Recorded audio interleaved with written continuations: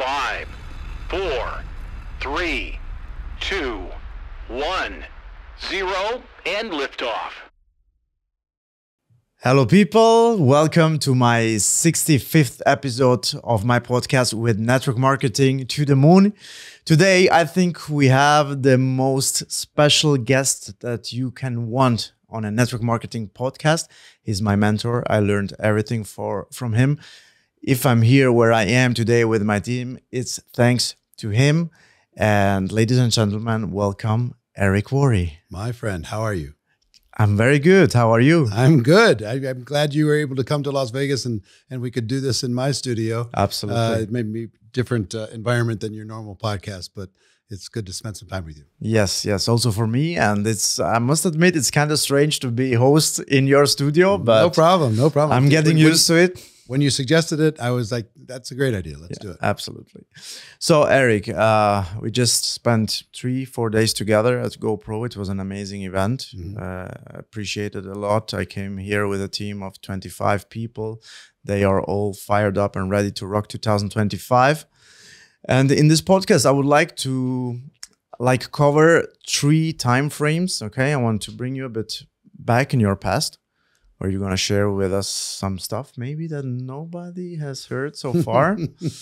Then we come to the present, where I want you to really communicate without filters the expectations that you have, especially to network marketing leaders today that are playing a bit too safe. And then we go in the future and take people with us for an outlook to let them show what we see. Right. Okay. Great. So let's start with your past. Okay, we know the stories that you tell us about your first 90 days run, when you were giving the first presentations. I want to hear today stuff that we haven't heard, maybe, that are connected to your biggest achievements in network marketing, but also to the biggest struggles that you felt during this period when you were an active network marketer. So tell us 1-2 episodes each. Yeah, trying to think of something that I haven't ever talked about. Not exactly sure. I'll give you the framework of how I got involved and my early years. Okay, so I got involved because I desperately needed money. I was behind on my bills. I was behind on my promises. And my mentor, my dad's best friend, approached me and said, I've got a way that I think we can make some extra money. And he was already a millionaire. So that got my interest. And we took a look, and I initially was not interested at all. And finally, basically because my father and his best friend, John Joyce, who was my mentor, they were going to do it with or without me, and I didn't want to get left behind, so I joined. So in that process, I very quickly found myself by myself. So my dad and John, they were busy kind of investing in real estate and developing their real estate portfolio, et cetera. So after a little burst, they were focused on real estate. I'm signed up. I quit real estate in order to build my network marketing business. And I was like all alone. I tried to get a hold of people in my upline.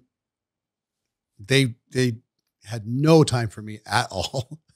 And the only thing that kind of kept me going is I had a little bit of a quick start, so people joined and there was momentum and there was excitement, and there was a big event that happened in my hometown, and I invited people to that, and they joined. And I thought that I had this figured out. And I realized that in our business, you can't out-earn who you are. Whatever you are, that's going to be the top of what you're going to earn. And you might be lucky in the right place at the right time, working in your organization, for example. Momentum like crazy. But if you don't grow as a person quickly, the income's going to come back down to who you are. So the income came back down to who I was, like 90 days in. I quit real estate. I'm going full time, and everything fell apart. My whole team fell apart. My check went to way below what I needed to survive. Yep. And the real blessing for me, and whether you're a spiritual person or not, but I believe that I was like given a gift. And the gift was I had no other options to be able to make money now. Mm. I didn't really have an education. I didn't have any particular skills, that I didn't have a trade that I could go earn money. And I was blaming network marketing. I was mad. Everything fell apart. My upline won't help me, and the products, you need to be better, and nobody can afford it, and it's too much money, and all these different types of excuses that I had. And if I would have had other options, I'd have taken them. If I had a business I could go back to, like, my father and his partner could go into real estate, I'd have done it. Because building my network marketing business was like the thing I didn't want to do, but I didn't have a choice. So I was given this gift. So you would have given up if 100%. Crazy. 100%. I would have said, you know what? I don't need this. Getting rejected by people I respected, getting shut down by, or people blaming me for their lack of success, joined my organization, blamed me, and then quit and say, well, because you weren't very good as an upline or something.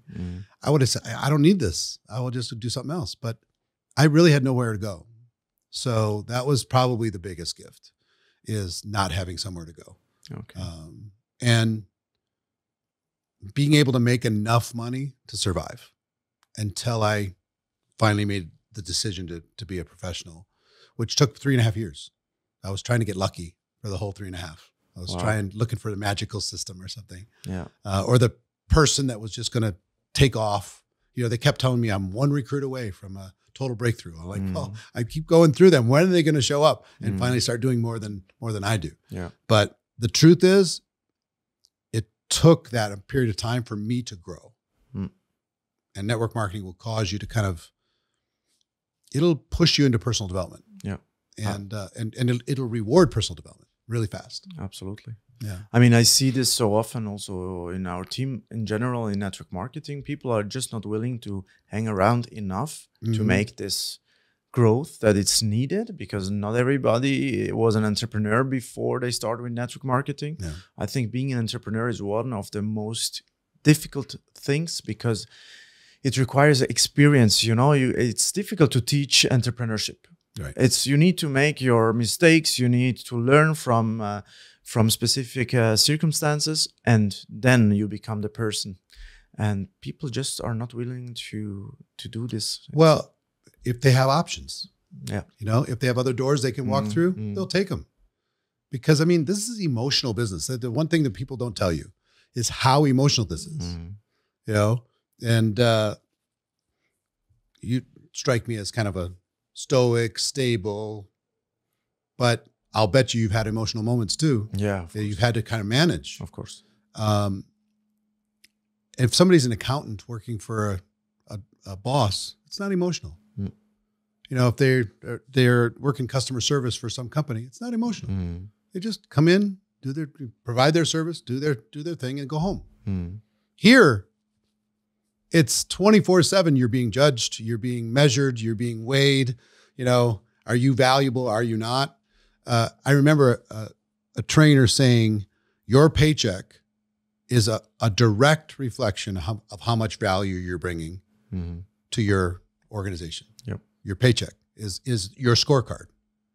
So whatever the paycheck is, that's who you are as far as value is concerned. And that was like depressing to realize. But I found out that personal development gets rewarded. And if I committed to it eventually, I might not be as good as somebody else, but I could put in enough numbers to make up for my lack of skill.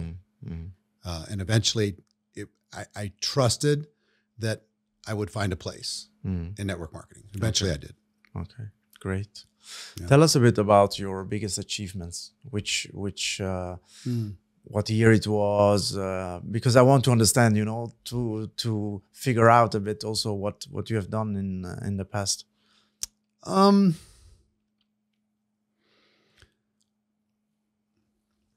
would say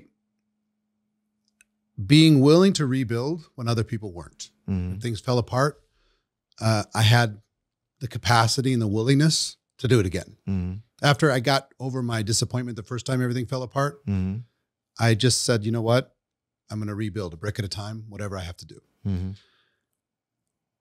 think a combination of that, and I would say an attribute that helped me a lot, is I have a very, very high risk tolerance.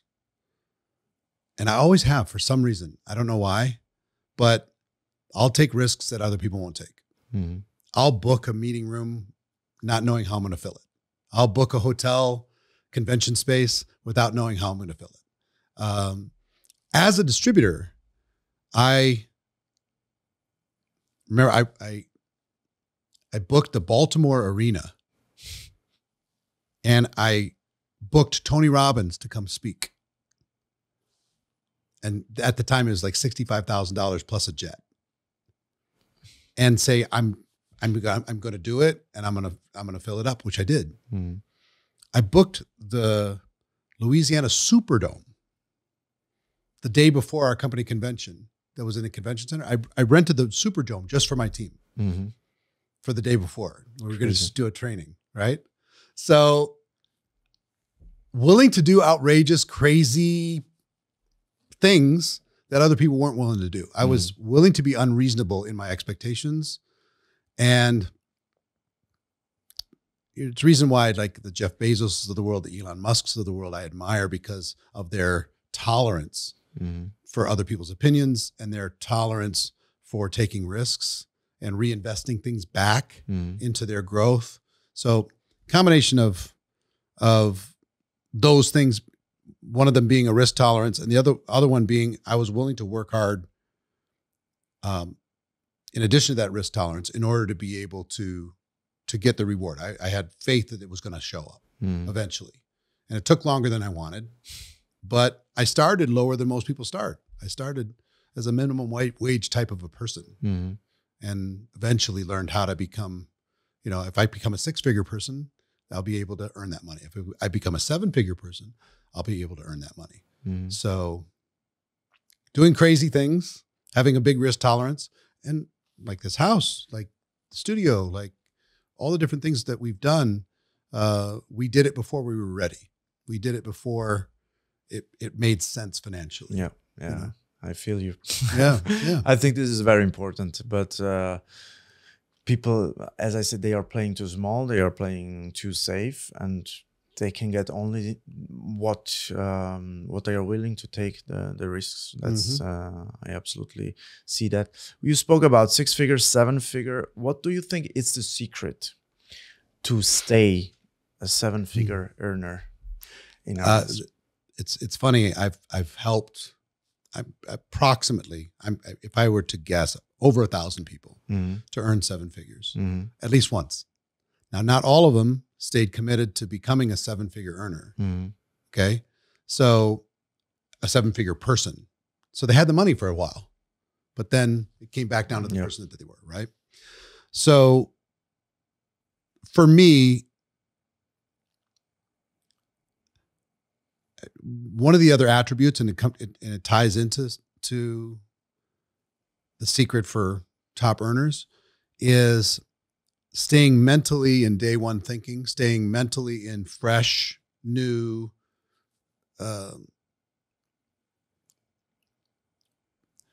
having a mindset that I was going to keep it fresh and I was willing to do the repetition necessary in order for another person to be able to see the opportunity. In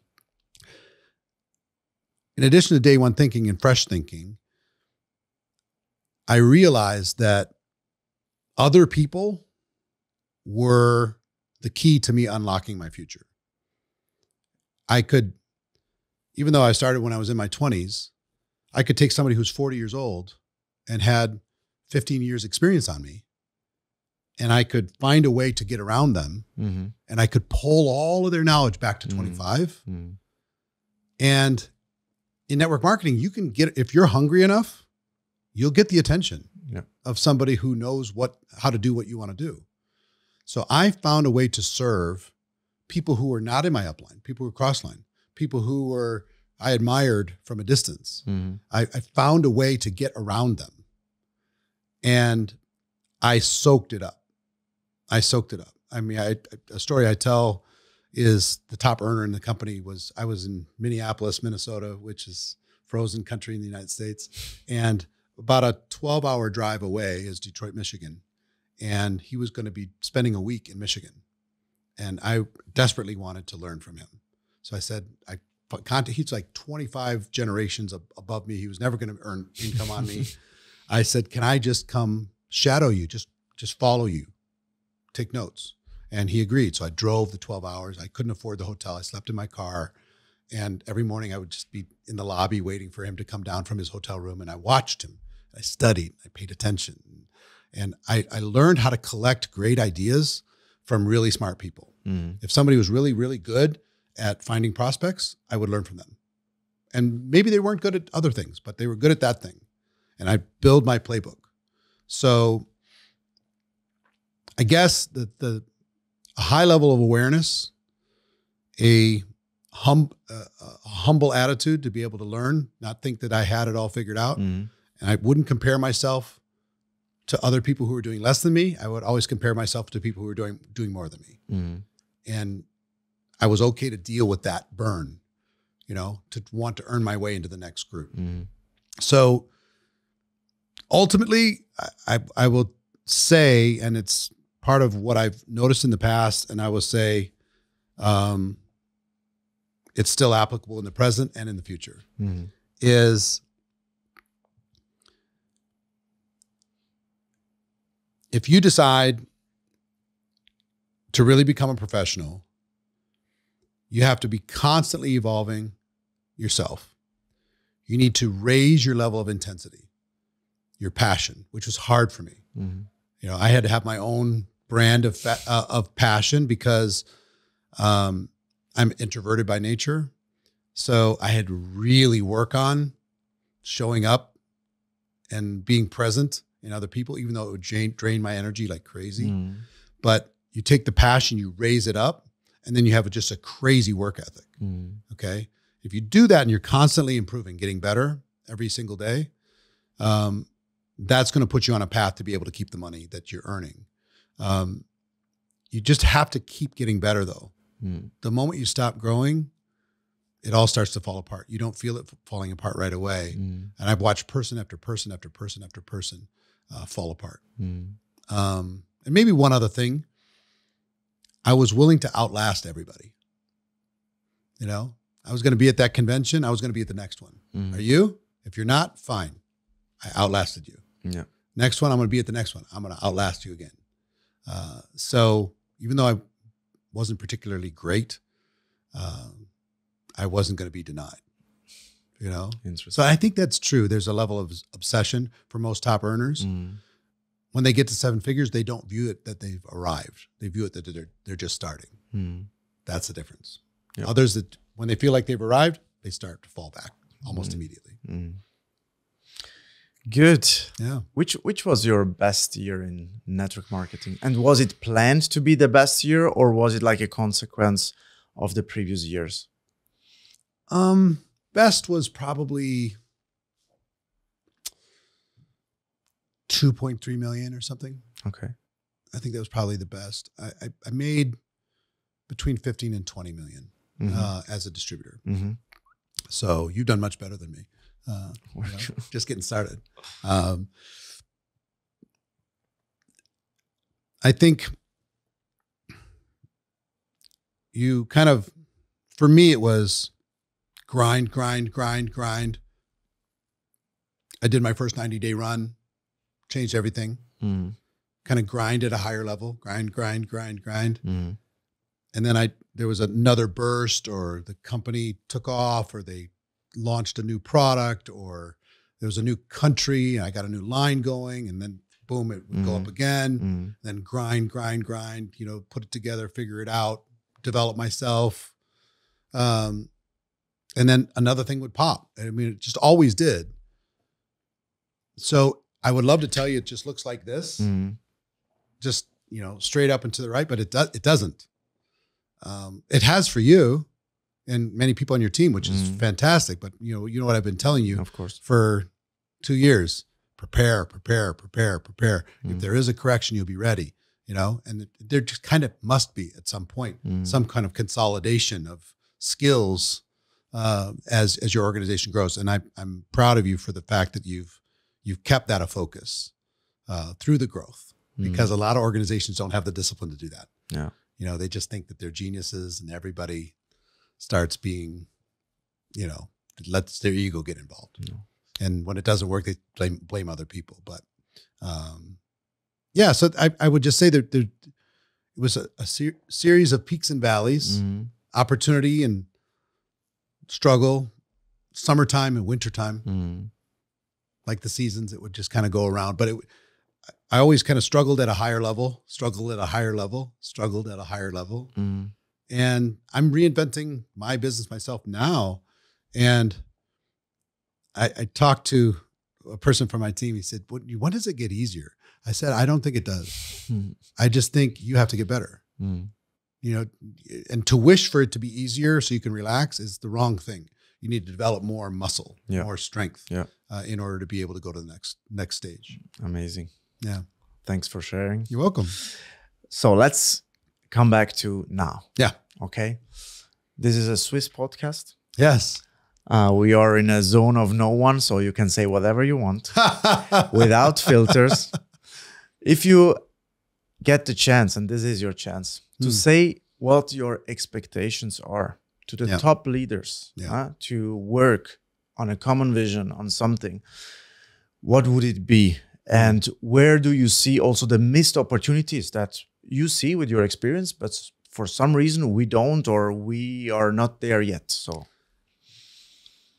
the biggest expectation I have, I mean, I started Network Marketing Pro 2009 with the idea to contribute and the idea to raise the standard of network marketing around the world. For people to get out of the amateur mode, this hustle, scammy, hyper aggressive, over promising type of a lottery mentality that too many people in network marketing still today engage in, and to treat this like a profession.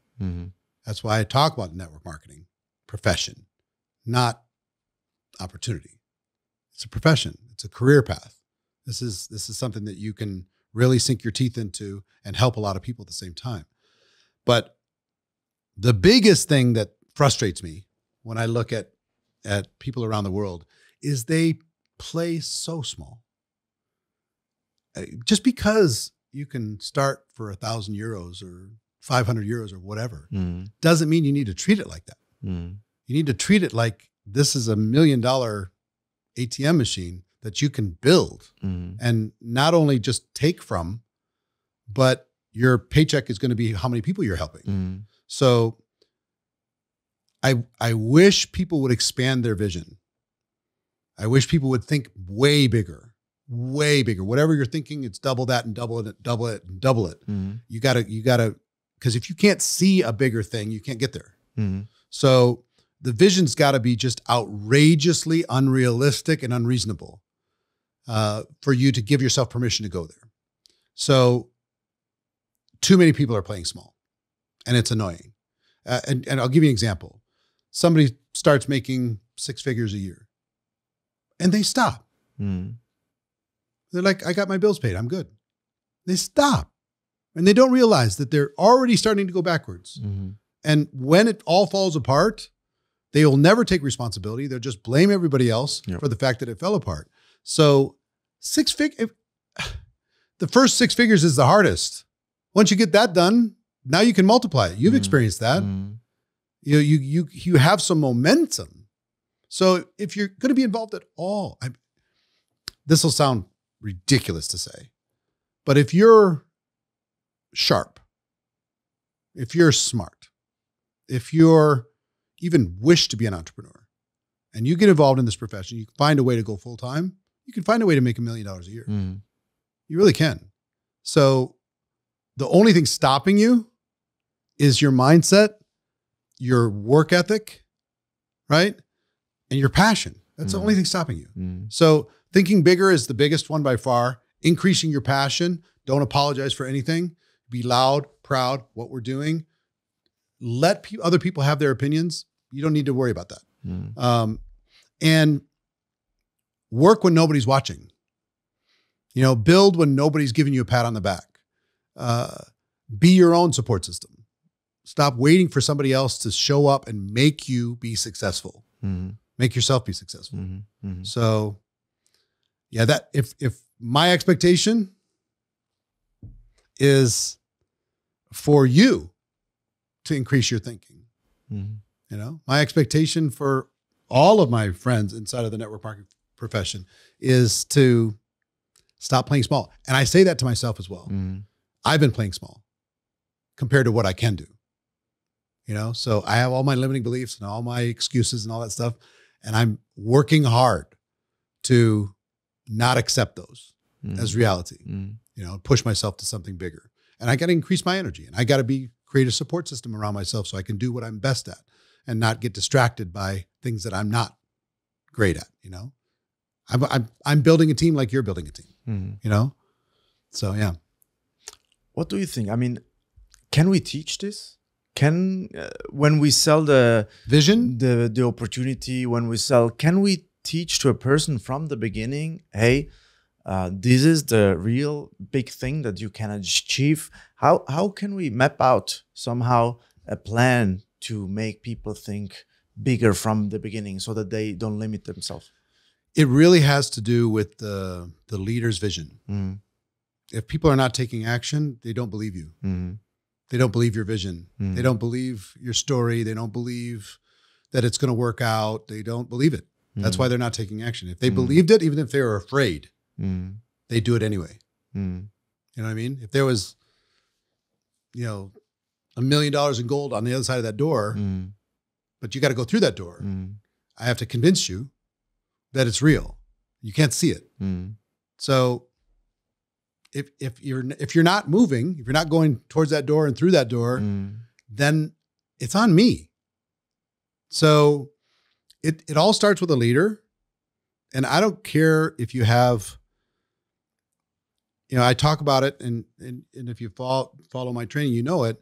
If people are willing, coachable, and hungry, that's all you need. If you're willing, coachable, and hungry, now you just have to give a person vision and assignments in order to be able to unlock their potential and face their fears. I found out it was okay to be afraid. It wasn't okay to not take action. Okay. You can do it afraid. You can do it scared. You can do it nervous, but you have to do it. You know, it's why they call it growing pains. You gotta like do the thing in order to be able to get stronger. So 100% people like we have this debate. You maybe hear it from time to time. Are entrepreneurs born or made? You know, people debate that. Some people, that person was a natural entrepreneur since he was 2 years old. I don't believe that story. I think we're all born, because entrepreneurs are creators. They're finding a way to contribute. They're artists in their way. And I think we're all born with that. And some of us have allowed life to beat it out of us and accept a different version. And those that remember what they were born to do and they're willing to face their fears will go to the next level. But I've seen too much evidence of people who you would not expect to be an entrepreneur found that version of themselves and stepped into it to believe at all that it's not learnable. Yep. Yeah. Yeah. I 100% agree with you. I mean, at the end of the day, yeah, one way is for sure to constantly share the vision and to think big as a leader. But then, I mean, people don't become big just out of words, you know. You need really also to help them, to support them, to mentor them in the growth. Otherwise, it's really luck and that you became successful by chance. I'm a strong believer that success needs to be planned, and you work also for that. It's not just happening to you like this. So normalizing success in network marketing is the fact that we are all accepting the fact that you need to educate people, you need to help them to take them on a journey so that they find themselves going back to how everybody was born. As you How said. much of your success do you think comes from your vision Yeah. versus your game plan versus your work ethic, right? So all of them are important. Yeah, all of them, yes. But if you take vision out and you have a game plan and a work ethic, no, it's like you're just a hard worker. 50% yeah. You know, if you have a work ethic, you don't have a game plan, you don't have a vision, well, you're going to work hard and you're going to be frustrated for a long time. I found that the secret for me is some people say, well, you can't beat somebody that doesn't quit. Yes, you can. I mean, there's lots of people who didn't quit, did not succeed, and still not successful. You have to not quit and get better every day, just a little bit, every single day, and lean in on your own personal growth. That was the secret for me. And some people start with more advantages. You started already kind of being an entrepreneur, you kind of having a business mindset, having structure, having the ability to see something, some life experience. I started at 23 years old and I had 18 jobs by the time I was 23 years old. So I had to figure out that it might take longer for me, but they couldn't stop me. It might be shorter for somebody else because they started with more advantages or they paid a price in their life experience. I didn't have that. I hadn't paid a price. But I was calm in the fact that if they can do it in 1 year, it might take me 5 years, but I'll get there. If they can get there in 3 years, it might take me 10. Okay. But I'll still get there. They can't stop me. You know, all of these skills are learnable. And I relaxed once I realized I can be a professional. I could become world-class. It might take me longer because I'm a slow learner, but if I learn it, they can't stop me. It was super encouraging for me to be able to do. But yeah, I mean, those days make me happy when I look back at them. And another part of our business that I will tell you that you need to kind of wrap your head around that I learned in my first 7 years was this business can be lonely. And that's okay. You know, I grew up kind of needing the approval of others all the time or the supervision of others in order to be able to perform. And if nobody was watching, then I normally wouldn't perform. And needing community, always needing somebody around, you know, so I would feel better.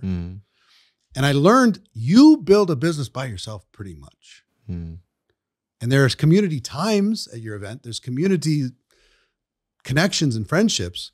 But even as you build a team, it's a little bit lonely. Because as a leader, I've learned you can't be too available to your organization and they'll lose respect for you. So you have to, there's a separation that happens in leadership. There's a responsibility that happens. There's a respect level that happens. And if you are too familiar with your organization, you lose respect. So you had to be even more lonely sometimes. And be okay with that. You know, most people don't understand that. It's like, oh, so one, that it's emotional, two, that it's lonely, and dealing with separation anxiety, I guess would be a third. When you're a child, mom leaves the room. Where's my mom? Where's my mom? Where's my mom? Separation anxiety. So what I learned in network marketing is you get yourself to $1,000 a month. And there's people who didn't do anything. And you want to stay back with those people that are not doing anything in order to, come on, let's do it together. Come on. So you slow down to try and help them speed up. And some of them, you're not leaving them behind when you go to 1,000. They're staying at 0. And when you get to 1,000, you go through it again. You go to 3,000 and some people don't go with you. They stopped at 1,000. And then you get judged again and you go to 10,000 and they start saying, well, when's enough for you? When are you going to, They start trying to make you feel guilty. And you go from 10,000 to 20,000 or 30,000, 40,000. They're like, oh, you're sick. No, I am just serving my purpose. I'm helping as many people as I possibly can. And the fact that you don't want to go there, don't make me feel bad because I want to, and I want to help other people. I'm measuring now on other people's success, not just my own. So it doesn't stop. The separation anxiety doesn't stop until you do. You know, if you stop working, then you don't have to feel that separation anxiety anymore. But I still feel it today, you know, because I hang around with people who are doing 10 times, 100 times, 500 times more than me. And they're making me, man, okay, I got to go. So yeah, all of those things, it's, I would love to just tell you that as a profession, it's just a tactical little blueprint that you have to follow, but it's an emotional strengthening that you have to follow. Yeah. To kind of discipline your disappointments, move forward if other people don't, be willing to do it without approval of other people, be willing to do it lonely, be willing to go through the emotions, the roller coaster of this business. Because ultimately the payoff is worth it, you know? Absolutely. I mean, this was for me like the biggest discovery because as you already mentioned, I come from a very structured world. Yes, you know, yes. IT in financial industry, so there is no space for emotions. So I bumped into network marketing and I saw people going crazy, crying, shouting, yelling at each other. They say, "Ma, what's going on here?" You know? So I understood also how to accept this somehow, but I'm also trying to teach my people that it's only partially okay to behave like this in a professional context, you know? Yes, it's okay to show passion. Yeah. You don't want to be unprofessional, right? That's it. Okay to bring passion, energy, vision, excitement, but you don't want to be a weirdo. No. Actually, even though we always say that network marketing is different, it helped me a lot to treat it like traditional business. 100%. Okay. And even if you teach people, I always ask them, if you would sit now in the office, would you behave the same? And then they look at me like this, no. So why are we doing it? So this helps them also to understand that what I pretend, what I expect from them, and it helps a lot. But the interesting thing is, in a traditional work environment, you have leverage. Do this or you don't get paid. Do this or you're fired. That's true. Right? Yeah. So here, the unique thing about traditional business versus network marketing business, you have to deal with all volunteers. So you don't have a threat in order to be able to get them to go to work. Yeah. You know, if somebody doesn't show up for work 2 or 3 days and, you know, it's over. You didn't call, you didn't show up, you take 3 hours for lunch instead of an hour. Okay, it's over. Here, can't fire them. So you have to inspire them. So you have to give them your vision that they believe. You have to give them a plan that they can do. You know, you have to give them support so they'll do more than they were going to do. You got to be an example. You have to do what you're talking about doing instead of telling people what to do. I'm going to be the boss. I'm going to tell everybody what to do, but I'm not going to do it. So the volunteer nature of our business makes this unique. Yeah. Imagine you worked in an office environment or you owned a company and nobody got a salary. They're all going to be paid on performance. And you had to convince them to show up every day. You know, that's a unique thing. That's what we do. Yeah, absolutely. The only thing that helped me to leverage is my time and my attention.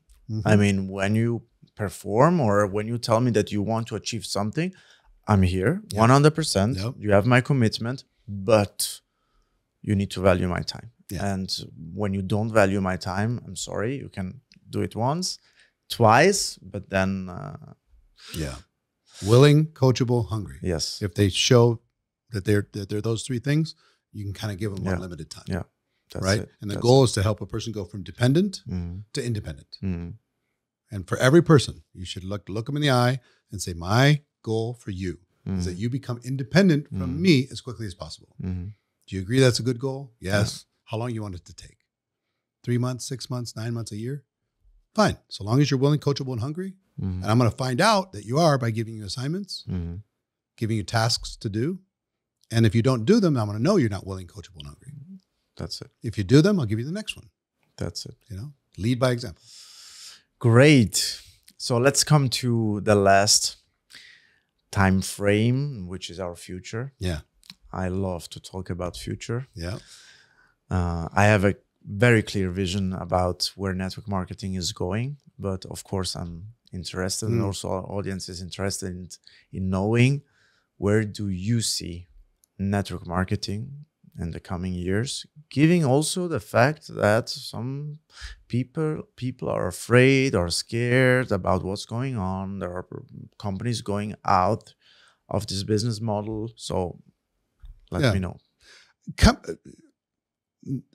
Let me tell you what hasn't changed in 37 years that I've been in this profession. Companies come and go for the last 37 years. Companies rise and fall. It's survival of the fittest. And some companies prove not to be fit over a long period of time. The ones that do win. The ones that don't are eliminated. It's really simple. So products come and go. I would be willing to bet 5 years from today, your products are going to be drastically different than what they are right now. Why? Because companies who innovate win. Companies who get stuck in the past lose. So products come and go, companies come and go, compensation plans come and go. But as technology rises and the world becomes more cynical to advertising, more cynical to getting pitched all these different kinds of things all the time. Word of mouth advertising is going to become way more important. A recommendation, a referral is going to become way more important than some ad on social media or some endorsement by some celebrity. Word of mouth from a person who they know, trust, and have a relationship with is going to really matter. So the profession does something like 200 billion a year in revenue today. About 40% of that paid out in compensation, something like that, about 80 billion, which is about $200 million a day, every day right now. And I would say most network marketing companies are still playing in the kiddie games. You know, it's just like there's still mom and pop operations here and mom and pop operations there. But when they really seek to legitimize their organization and provide tremendous value and are professional in how they bring that value to the market, I think there's something like 27 companies that do over $1 billion in revenue now. I think the day is coming very soon where companies are doing 10 billion, 20 billion, 30 billion. And there's 27, instead of 27 companies doing $1 billion, it's maybe 100 companies doing $1 billion. And how that translates into the field, I'm seeing more professionals like yourself get involved today than ever before. People are realizing this is an option to be able to have an alternative to the career path that they were raised to believe is the only path that they had. And I think the changes of technology have allowed people to open their minds because how many times has the world changed? And it's going to keep changing. So if it's changed anyway, and there's all these different options, well, this is one that you can explore, right? So on the corporate side, I see the serious players rising up.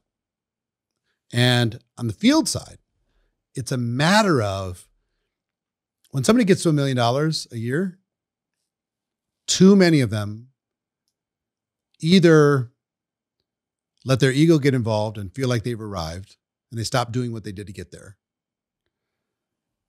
Or they've outgrown their personal development. They've out-earned their personal development. And if they don't quickly continue earning, they stay humble, if they don't keep earning, it's going to fall down. Sure. So what I want to popularize, you know, when I first got started, 6 figures a year was the thing. It was the thing. And maybe starting maybe 10 years ago, 7 figures a year started to be the thing. And what I expect to happen for those who have a big enough vision to go there is 7 figures a month will be a thing. It'll be a popular thing. It'll be known. Like how many 7-figure monthly earners are there in your company? Yeah. Instead of 7-figure annual earners in your company, instead of 6-figure earners in your company. So I see the profession taking itself more seriously. I see people in the field being more responsible, less outrageous claims and less promises and hype, and more real life. This is hard, but it's worth it. And I see people giving themselves permission, because once somebody breaks the 4-minute mile and makes 7 figures a month, and a person in the field can see that, they're going to go, oh, well, there's levels that I haven't unlocked. And will there be a time when somebody makes 2 million a month, 3 million a month, 4 million a month? Of course. It's just a matter of who's got the big enough vision to get there. Yeah. You know? So that's what I see as I move forward. And what I want to do is be part of the journey. I want to be part of a person's decision to become a professional. I want to become part of equipping them with the skills and the mindset and the strategy necessary to go to higher levels. I want to challenge them and let them know that they're not thinking big enough. You know, I want them to increase their energy and their passion. Why we do some of the big events that we do and why we do big, outrageous things is mostly as an example to show people what's possible. You go, oh my gosh. Like the event we just finished, a person sits in that room and goes, oh, they look around. I haven't been thinking big enough. That's why we do it. Yes. You know? So yeah. When it comes to this, your role is so important. For me, it was very important because not having an upline, I needed someone that provokes me. Push you, yeah. Just to say, there is more.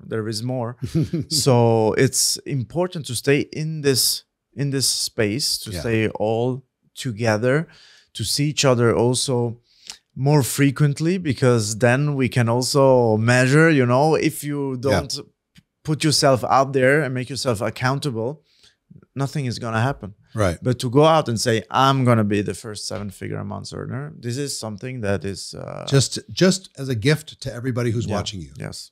That's it. Yeah. Proximity is power. I talked to you about how I learned from other people. You can learn from observation. You can learn from proximity. Just get yourself in the room. Yeah. Be around people who are playing way bigger than you. And some people get really messed up by comparison. They say comparison is the thief of joy. What I learned is this. If comparing myself to somebody else made me feel energized and motivated and inspired, then I would use it. And if it made me feel depressed and sad, I would ignore it. You know, and just compare myself with myself. Because there's sometimes when there's no way I'm going to be able to be at that top. It's impossible. I'm watching what they're doing. I could never do that. Yeah. You know, so I said, I don't need to compare with them. I just need to be better than myself today, tomorrow, and the next day, and the next day, and the next day. And eventually I'll trust the process that I'll be able to earn myself into their spot. And there was a mentor, and then I passed them up. And there was another mentor, and I passed them up. And there was another mentor, and I passed them up. I was like, not to make them lose. I just wanted to become more valuable. Yeah. You know, and I realized this, if you think about it right and you learn how to use leverage, there's no limit to how much value you can bring to your organization, to your community, to your company, to the world. If you give yourself permission to go there. So I learned to forgive myself in the process because it was taking me longer than most people took. And I learned to push myself to be able to say, you know what, more, come on, let's go. And not listen to the little word, you know, the birds chirping in my ears, trying to tell me to slow down all the time. I had a friend of mine who is a billionaire, lived in my town, and everybody, he told me this story. Everybody's telling him to slow down, slow down, slow down, slow down, slow down. And he was doing all this mission work to help people with hearing aids around the world, hearing impaired people. And he was giving away like 50,000 hearing aids a year. He would go into all these different countries and he would go take care of 50,000 people a year. And he was the busiest person I know. I mean, just working hard. And everybody's like, you're a billionaire. Slow down, relax, smell the flowers, all that stuff. And I won't get political and tell you which U.S. president, but he was working with a U.S. president, a former president, and the president said to him, Bill, sit down. He said, I know everybody is telling you that you need to play small. You need to slow down. You need to just relax, enjoy yourself. But I'm here to tell you that you haven't even started yet. I know you're a billionaire. So what? It's about your legacy. It's about your contributions. How many people you're going to help. So you're doing 50,000. You need to do 100,000. And he needed a U.S. president to tell him that, because his family member was the one whispering in his ear. Yeah. His brother-in-law was the one whispering in his ear. It was his friends were saying, you need to stop and just relax. But he needed a bigger hammer to come in and say, give him permission to go to the next level, which he did, and still doing today. He's still traveling around the world doing all this stuff, contributing at a huge level. So, yeah. Can I ask you a bit of selfish question? Sure. So knowing me, putting ourselves always in rooms that are bigger, where we are like the smallest fish. I know there is the mastermind. I love the mastermind because it helped me to compare myself with others and to understand, okay, get good ideas. Okay. So, today my position, how much I make and everything. In which room do I need to go? I'll give you my answer. The room doesn't really matter. The role model does. So Elon Musk is a mentor of mine. I'm in the room with Elon Musk. We've never met, but I'm in the room. I'm in the room with Jeff Bezos. We've never met. I expect we will, but he doesn't know I exist. But he teaches me. So my mentors, most of the rooms that I'm in are the people that I'm modeling. I'm looking to how they think. Like Jeff Bezos just last week did an interview for the New York Times. Very rare that he does these public appearances and talks about his philosophy on life. Or if you want to listen to another one, he did a long form with Lex Friedman on his podcast, which is exceedingly rare and exceptional, outstanding, unbelievable. So they teach me. I learn from failures. I learn from successes. I learn from people who've gone through things that I haven't gone through and see the world a way that I don't see it. Like Elon Musk looks at the world and said, what's the problem and how can I fix it? How can I make that more efficient? How can I take 5 steps and make it 3 steps? How can I take 3 steps and make it 1 step? Okay, that's how he looks at the world. Jeff Bezos is very similar in the fact that he looks for problems and tries to make it easier. He's customer obsessed, and he's about innovation as well, but in a completely different way. Musk is about engineering, and Bezos is about process. So if you stay in the room with those greats, which all of you can do, you'll be invited into the actual room. You'll be invited to the actual dinner. And you won't have to even really seek it out. What I did, virtually everybody that I wanted to meet, I met because I put it here in my head that I was going to. And my subconscious brain started just cranking. And it was a million micro decisions that led me to, being friends with Tony Robbins or hanging out with Richard Branson or, being friends with Dana White or these iconic, just incredible, gifted souls that, you know, I would never think I would be in the room with.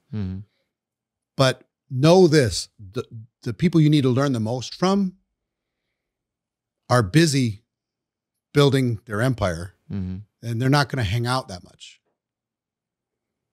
But even if they're going 1,000 miles an hour, I don't need them to hang out, because I can read the biography. I can listen to all of their interviews. I can review everything they've ever written. I can see how they handle problems. I can see how they deal with crisis. I can learn from all of those different things. So anybody you admire can be the room. Anybody that you feel like you can learn from can be the room. That's what I do. That's the true story. Okay. And if you can find a way to buy yourself into a room, do it. Don't even think about the cost. Just immediately do it. Get yourself in the room, because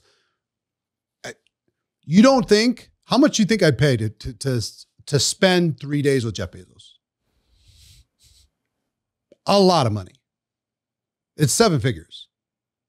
Because I would soak up every second of it. I would take every note. I'd have a recording device on me the entire time. I wouldn't allow any minute to go by without me capturing the information. Yeah. Right? So if you're ever allowed into the room and it costs you a little bit to do it, sometimes you got to give to charity to get in some of those rooms. Sometimes you just got to find a way to get proximity. If they're, you know, I remember one charity thing that I went to, and you could spend a day with the President of the United States as a charity thing. You could spend a day. You know what it went for? $150,000. And I didn't have the money. Like, you know what I could do with that? Oh my God. So I determined at that time, I'm never going to say I don't have the money again. I'm, you know, if there's an opportunity for proximity, I'm going to take it. So what does that mean for you and for everybody in your organization? Is if there's proximity to something that's going to teach you how to grow faster, take it. You know, if I could shorten my learning curve back to when I started and get there faster, oh my gosh. The resources that are available today are enormous in comparison to the old days, you know, when I first got started. Great. Yeah. Thank you much. Thank you very much for this advice. You're welcome. Last question. It's always the same question when I have an interview partner. Yesterday, I subscribed the young, unexperienced version of Eric Worre. Which advice would you give to this person that just started with the business? The best advice I could tell you is learn the skills as quickly as you possibly can. As quickly as, 2 things. Learn the skills as quickly as you can, because the skills ultimately will give you confidence, will cause you to take more action, will get you better results. And if you don't develop the skills, you're always going to feel insecure. You're always going to feel like, I could lose this at any moment. Once you have the skills, you have earning power, and you relax. The skills create an opportunity for yourself. So the skills are one thing. And the other, now I wouldn't rewrite my history, but to give advice to a person in the same spot that I was, is if you have a source of income outside of your network marketing business, don't spend any of your network marketing money. None. Take every penny that you earn, put it into investments, put it into something that is reasonable, safe, secure. Talk to somebody who's a financial advisor, find out where to put it. Because if you take every penny and throw it in of your network marketing earnings and you throw it into wise investments, 5 years after you start, 7 years after you start, you'll be making more from it's available for you to make more. I'm not going to guarantee it. Make more from your investment income than you are from your network marketing income. That's freedom. You know, things can rise and fall. It doesn't matter. I mean, if I took all that early money, threw it into Apple back then, threw it into Amazon back then, are you kidding me? But I was eating all my income. Whatever would come in, I would eat it. And I'd make a little bit more. I'd quickly fill that gap and get a bigger house and fancier cars and all this stuff. And if you could just kind of live as if all your income was seeds that we were planting into your long-term future, 3 years down the road, you know, you're watching everybody else in their fancy cars and fancy houses and all that stuff, but you're not eating your income. You're just living off of however you're normally making your income. Man. Or if you're going to live off your network marketing income, keep it on the, you know, kind of conservative, and then take the balance and put it into your future. You know, that's the advice I would give early version of myself. You know how many millions I went through just on nonsense, just on clothes, just on stuff that didn't matter. It's crazy, the amount. So yeah, learn the skills, invest in your future. Amazing. Amazing. Eric, I'm honored that you spent some time with us. It was incredible to be here in your studio and to do one episode of With Network Marketing to the Moon. Yeah. So I want to thank you from the bottom of my heart. And to my community, thank you very much that you have been here. I'm sure that you have learned a lot today from Mr. Eric Worre, in my eyes, best coach in network marketing that we have on the world right now. If you don't follow me yet, then please follow me here on YouTube and activate also the bell so that you won't miss an episode. And if you don't follow me on social media, at the end of this video, you will find my social media challenge. Thank you very much for being here. See you next Sunday. Ciao.